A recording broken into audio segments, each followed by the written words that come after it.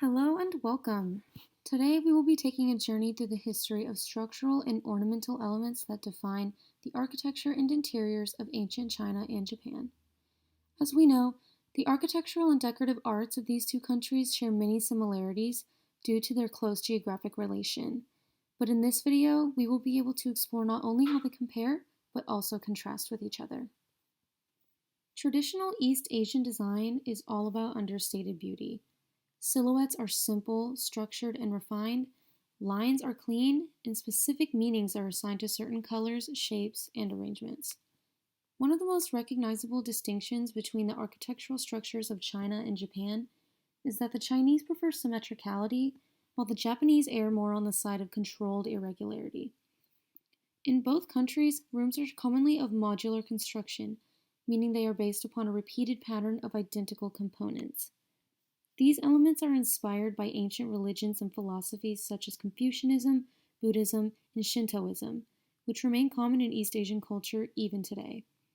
These belief systems all center around the concept of living an uncomplicated life of restraint and respect for one's surroundings, especially nature.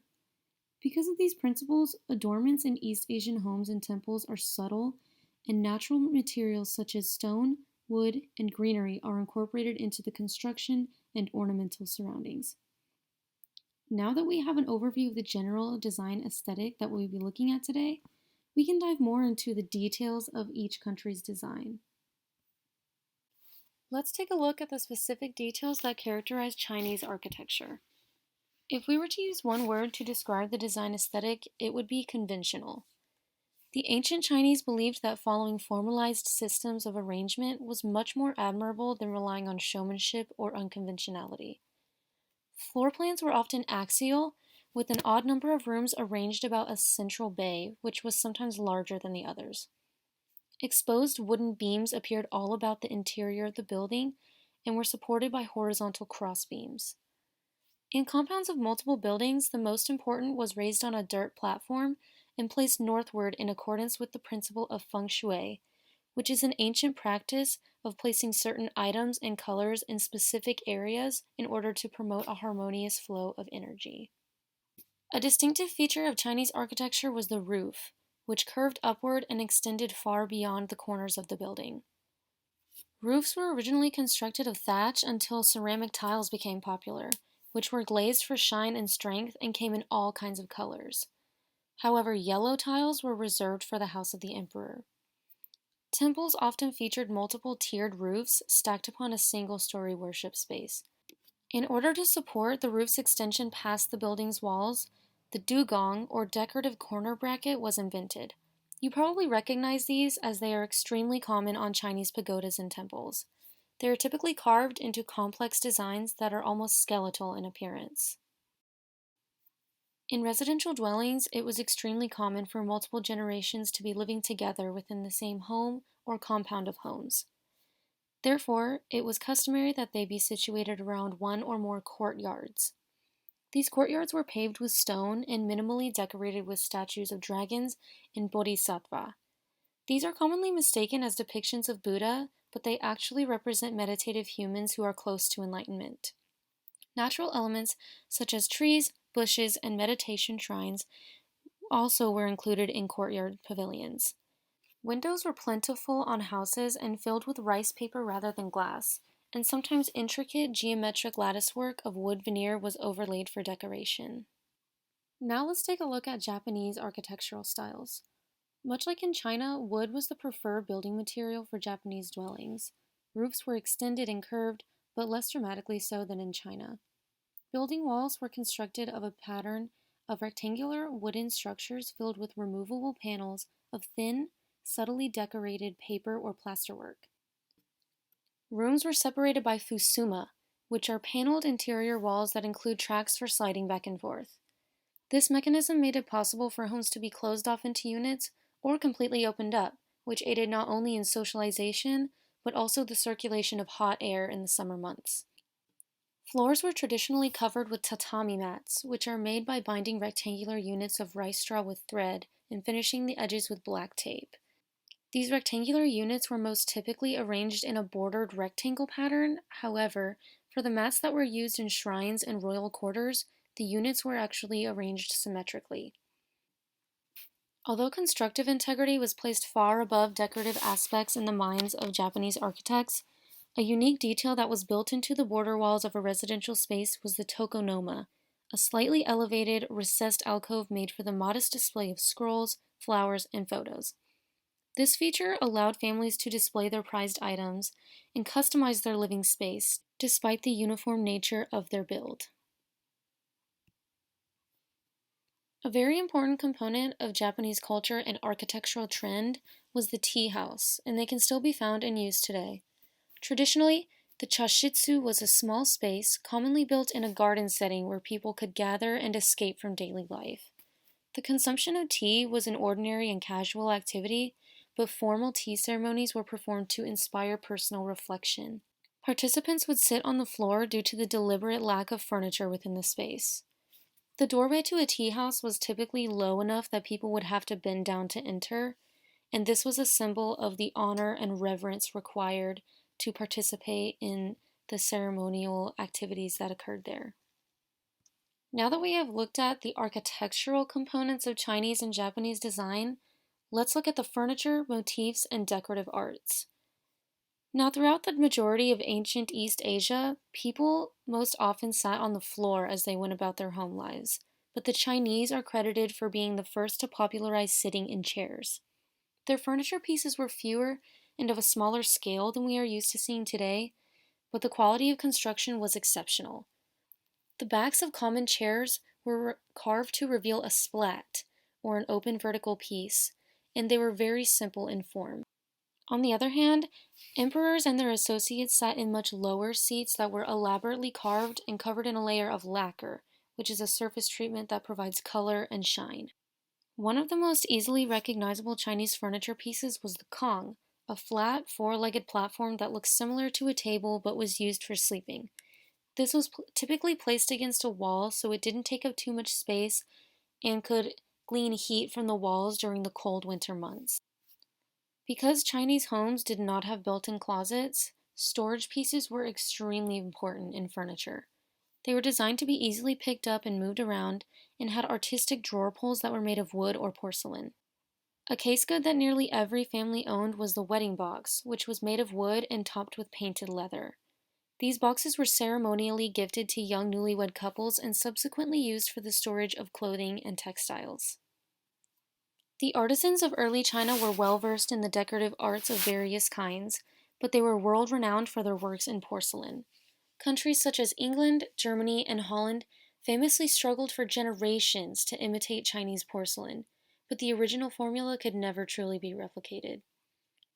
Chinese porcelain dishware was remarkably thin and uniquely translucent when held up to light. They were also decorated in a variety of styles, including the colorful family rose, celadon, and blue and white. Blue and white was by far the most famous, and you've probably seen it in your grandma's china collection today. Other decorative arts that the Chinese produced included bronze works, enamelware, and of course beautiful silk textiles.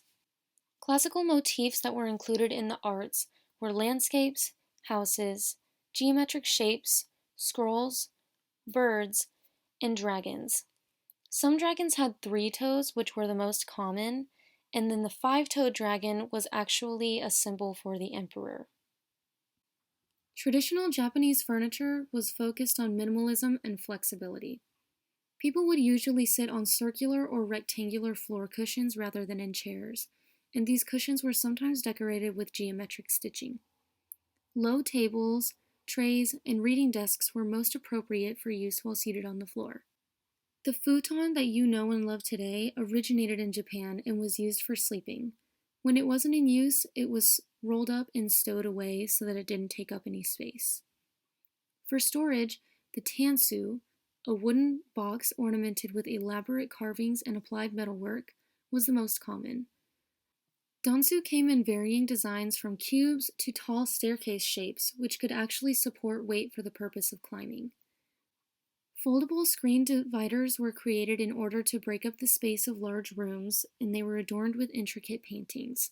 They had a variety of purposes, from providing extra privacy for guests to blocking the wind and sun. In Japanese art, classical motifs are heavily inspired by natural elements. Trees, flowers, tigers, herons, and images of people living village life were seen in various mediums of art such as paintings, ceramics, textiles, and metalwork. Ceramic figurines of humans doing various activities were widely produced and are considered collectible today. Decorative arts incorporated mostly natural colors of beige, green, black, and white, but blues and deep reds were also sparingly used, particularly in the distinctive Imari porcelain, which came from the 18th and 19th centuries. So now that you've learned about the elements that were common in ancient Chinese and Japanese design, I thought it would be interesting to take a look at some contemporary applications from other countries so you can see how wide the influence is from these styles that we've looked at today. First, we have this photo of a home in Singapore, which, as you can see, has a series of casement windows that open up to the outside and are made of wooden slats. Up on the ceiling, you can see that there are beams that are exposed and used for support, and the woods are dark and the walls have a lighter color applied to them, which of course is common in both Japan and China. Next, we have this house in Malaysia, which has the similar roof tiles that we've seen earlier in a more contemporary style, as well as lots of non-flowering greenery. It was very popular in Japan to incorporate greenery, of course, but typically ones that did not produce flowers. So as you can see here, they have that, as well as these huge windows that go from the floor to the ceiling. Even the soft ambient lighting that you can see coming from inside the house could be considered a nod to the ancient styles because, of course, back then they did not have fluorescent lighting. The last example of a home that we're going to look at today is one that was built in 1955 by the famed American architect Frank Lloyd Wright. This house is located in Missouri in the United States, and as you can tell, it's very obviously inspired by Asian design. It's a bit more Americanized because there's not as large of windows, and the roof is more of a straight, thin construction than the thick, curved up ones that we saw in Asia. But there's no doubt that this is inspired by a mix of Chinese and Japanese architecture. Now for an interior example, this one is clearly very traditionally Japanese with a little bit of a contemporary twist. These little chairs have backs to them, but they are still on the floor. The table is low so that obviously you can use it while seated on the ground. There's a tatami mat floor, but the way it's made is a bit different than we would have seen back in the ancient times. However, this house is located in Kyoto, Japan, and it's actually an Airbnb. So obviously that's something that's very modern and very popular today, but we can still see those influences. Now here are a couple of examples of imitations of Chinese and Japanese decorative arts. This is a porcelain design that is extremely popular. I'm sure you've seen it in the china cabinet of your mother or your grandmother or somewhere at some point. But this design is called Blue Willow, and it appears very Asian in the way that the figures are stylized, but it's actually a design that originated in England.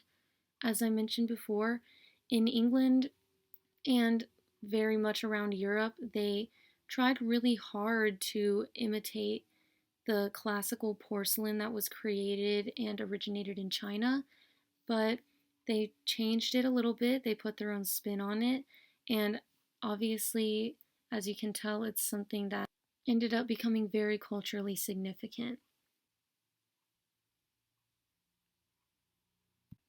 Thank you for joining me today on this journey exploring through Chinese and Japanese styles of architecture and decorative arts.